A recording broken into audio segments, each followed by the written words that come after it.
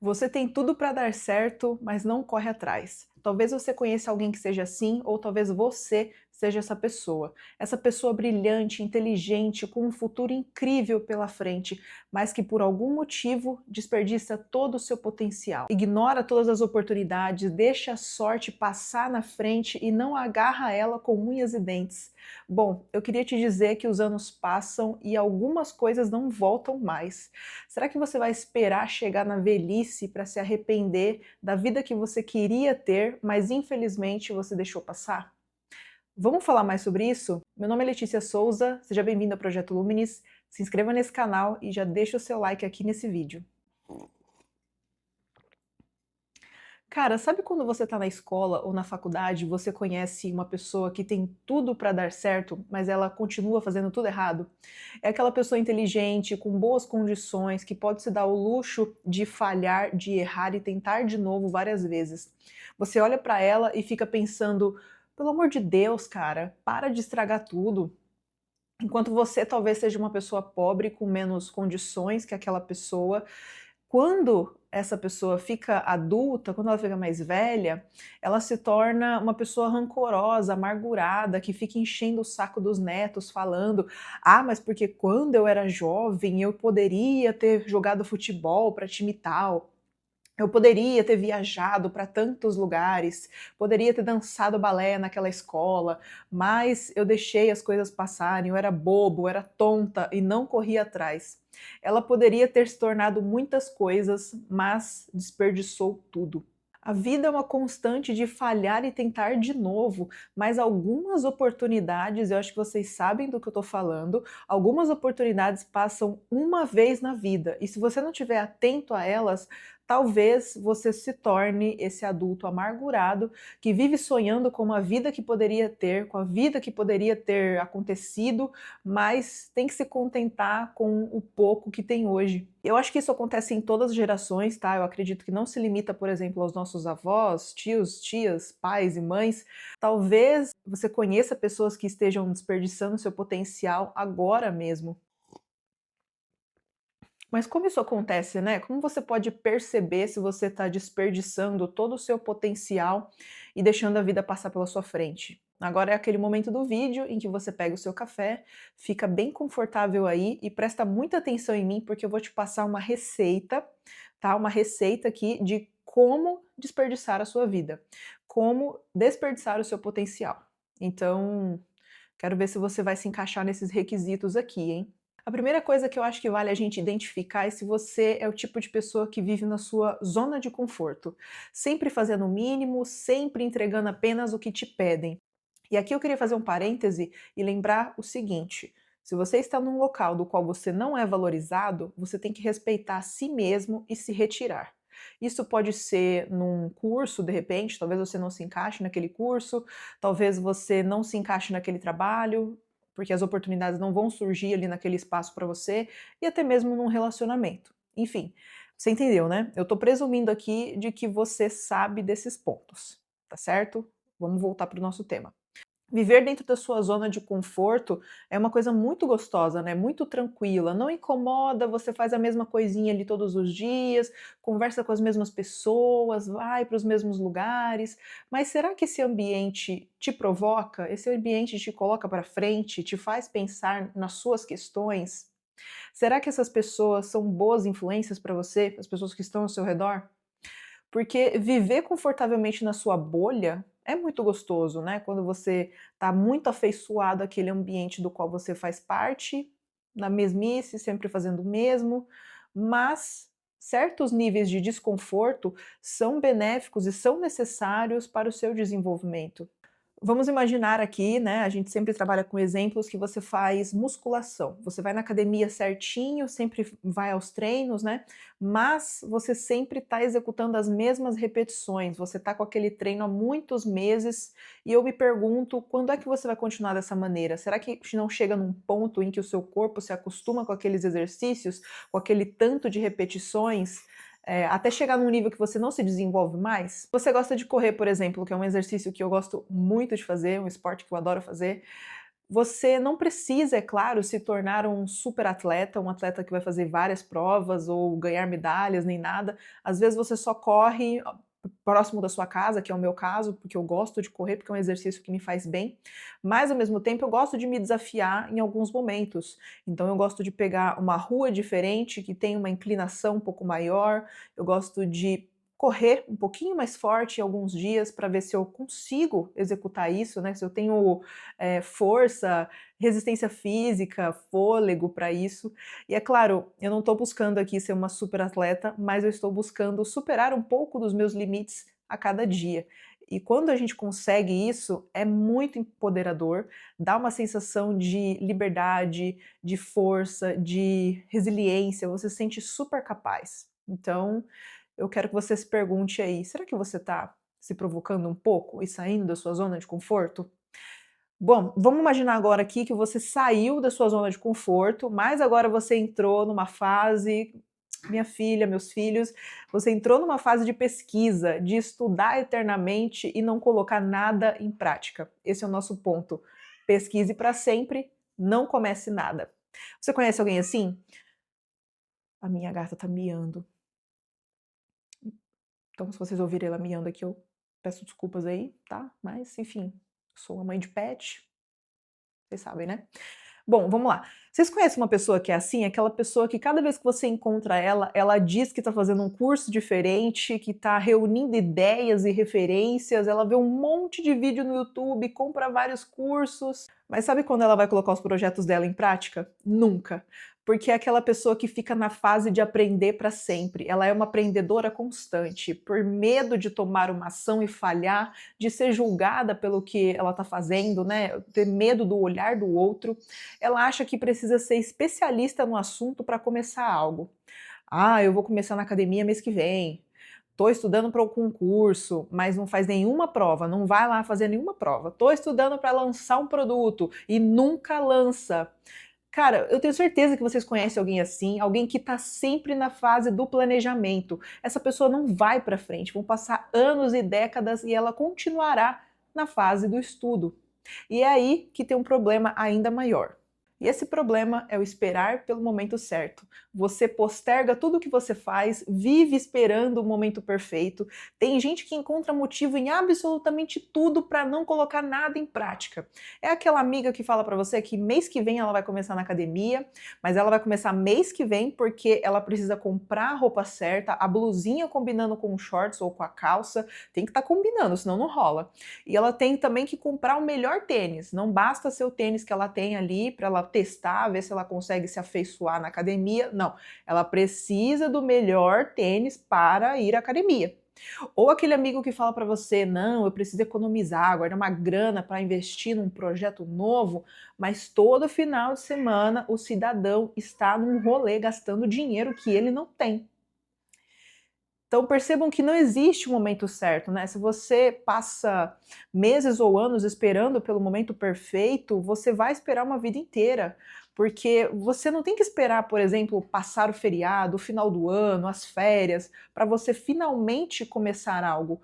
Você só está arranjando desculpas para si mesmo para continuar parado. E mesmo que você não tenha todas as ferramentas para começar, você deve começar. Não espere ter o melhor tênis, o melhor outfit aesthetic para ir à academia ou o melhor computador para você fazer aquele projeto que você está sonhando tanto. É claro que tem alguns projetos que necessitam de um belíssimo computador, mas você entendeu o que eu quis dizer. Comece com o que você tem e vá com medo. Mas vá com medo, vai com medo mesmo, entendeu? Vamos imaginar agora que você já rompeu a barreira e começou a colocar em prática o que você precisava. Porém, você abandona tudo pelo caminho, você começa um monte de coisa e larga tudo pela metade. Vai na academia por 2 semanas e está esperando ficar ali no mesmo shape que a sua influenciadora fitness favorita ou o shape do Ciban aí para os meninos, né? Você começa um negócio online, mas passa um mês e você ainda não fez 7 dígitos, você ainda não ficou milionário. Você tem um amigo assim? Eu tenho certeza que talvez você tenha uma pessoa que é dessa maneira ou você é dessa maneira. Todas as semanas o cidadão inventa uma coisa nova. Começa o que comenta com você, vai lá e começa, mas passa alguns dias a pessoa já abandonou aquela ideia. E fica até difícil torcer por ela, porque ela não parece linear, sabe? Toda semana ela muda de ideia, tá com uma história nova, parece aquele personagem do filme Fragmentado. E essa pessoa com certeza, pode ter toda certeza que ela passa horas no YouTube consumindo um monte de conteúdo, lendo um monte de coisa sobre, ao invés de criar o que ela gostaria. E é exatamente esse o nosso próximo ponto. Veja os outros fazerem o que você gostaria de fazer. Ela gasta horas vendo vídeos de viagem ao invés de estar planejando a própria viagem. Vê inúmeros relatos de pessoas que fizeram transição de carreira, mas não está estudando para fazer a própria transição de carreira. Segue um monte de influenciador fitness, mas não pisa um dia lá na academia. E essa pessoa vive assim, passa uma vida inteira desejando o que os outros têm, ao invés de construir sua própria versão da história. Ela é preguiçosa, medrosa, tem medo de falhar, receio do que os outros vão pensar. Então, realmente, é mais fácil viver espiando a vida dos outros. Esse ponto aqui, ele me deixa muito brava. Cara, nossa senhora, como esse ponto me deixa brava, cara. Culpe todos ao seu redor. Essa pessoa ela vai te falar que ela teve uma infância difícil, que os pais não deram apoio, que o chefe não valoriza ela, que o governo é culpado de tudo, porque o Brasil não presta. É sempre os outros. Ela não tem responsabilidade por nada que acontece na vida dela. Ela é uma coitada, uma bobinha sem boca. Todos ao redor dela são culpados por ela estar naquela situação, menos ela. E aqui a gente não pode deixar de comentar que sim, o ambiente tem um papel muito importante na nossa formação, nas nossas ações e em como a gente enxerga o mundo. Então, se você de repente está numa situação que é muito delicada, que é muito precária, você tem que olhar, você tem que ter autonomia de olhar para o seu redor e falar: cara, isso não tá bom, isso não tá legal. Porém, eu vou fazer tudo o que está ao meu alcance para mudar essa situação. De repente, eu não gosto do bairro que eu moro, talvez o bairro que eu moro seja perigoso ou muito precário em termos de assistência, né, ali de saneamento, então eu vou me esforçar para mudar daqui. De repente eu quero comprar um carro, então eu tô sem dinheiro, o que que eu posso fazer para mudar isso e para ter uma graninha sobrando para comprar um carro? Vocês entenderam, né? O que a gente não pode é pensar que tudo que acontece à nossa volta é de responsabilidade dos outros. Todas as coisas ruins que acontecem à nossa volta são totalmente de responsabilidade dos outros, porque não são. Você tem uma parcela aí também, cara. Você tem que fazer alguma coisa. Você tem que fazer alguma coisa. Tomar uma ação exige responsabilidade.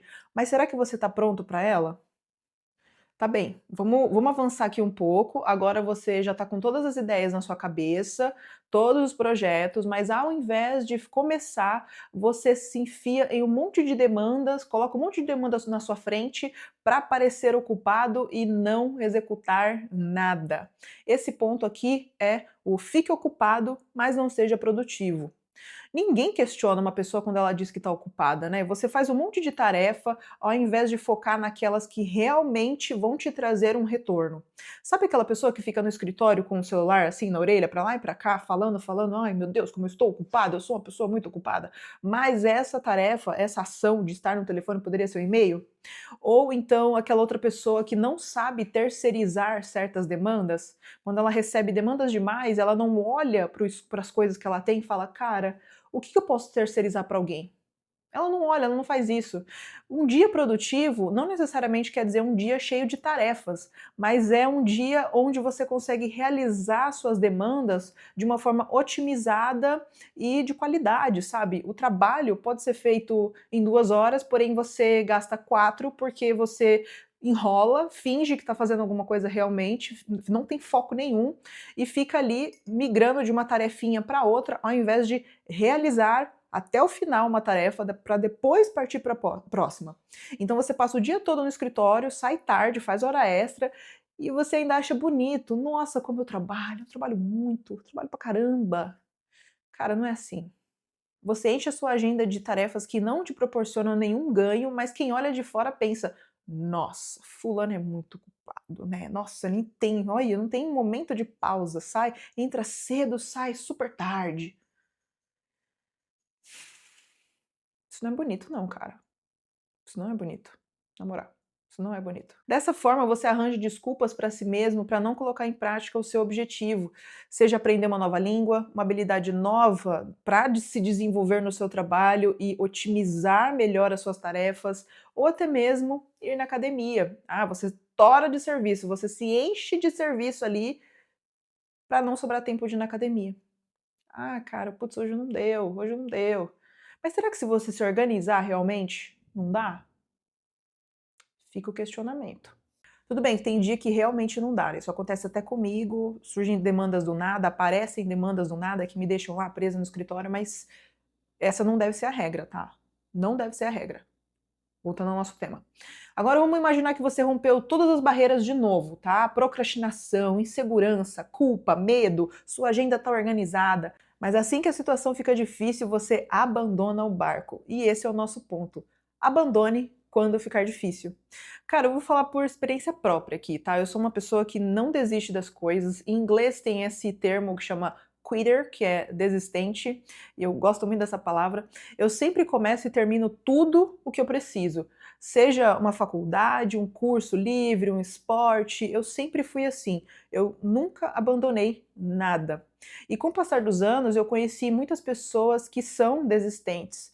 E eu treino Krav Maga faz 4 anos, né? Eu tô na faixa verde. E conforme os anos vão passando, conforme você vai avançando nas faixas, fica cada vez mais difícil.